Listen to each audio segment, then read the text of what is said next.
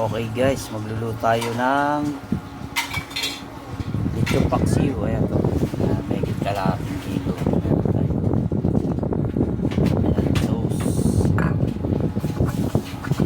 Ano yan, simang. Tapos meron tayong Eastern. Meron din tayong garlic, onions, asuka, casper.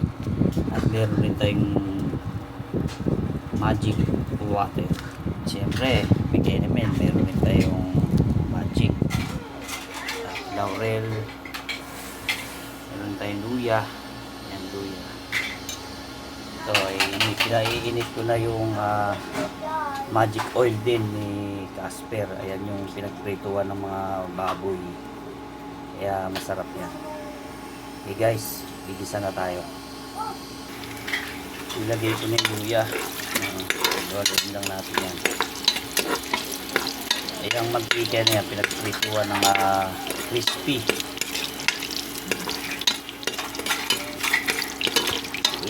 ulo, yung mascara ba, pinagprituan na yan ng crispy mascara, kaya ganyan yung mantika natin. Masarap yan. Lagay na rin natin yung bawang. Yes. Luwaluin natin.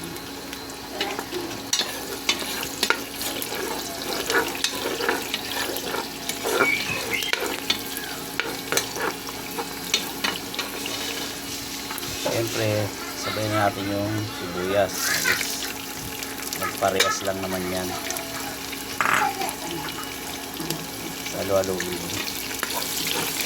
Mga followers, subscribe rin nyo ako Manang Casper TV Vlog. Manang Casper Vlog TV. Subscribe nyo naman ako mga followers. Parang awa nyo na.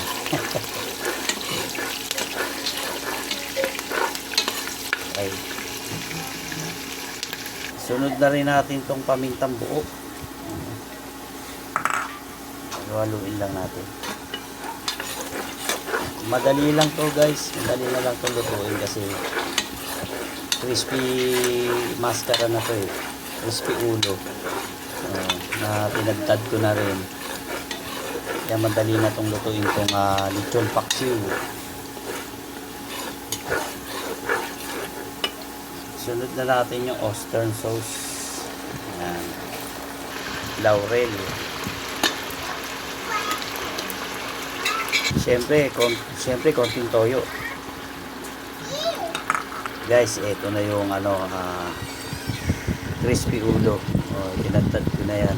Ayan na yung magiging lechon paksiw natin. Kaya madali lang itong lutuin guys. Mga ka-followers madali lang lutuin to. Ayan lang, followers, ilagay na natin yung crispy ulo. Haluin lang muna natin yan para yung lasa ng ginisa natin pumasok sa mga laman-laman niya, sa mga balat. Sarap to guys.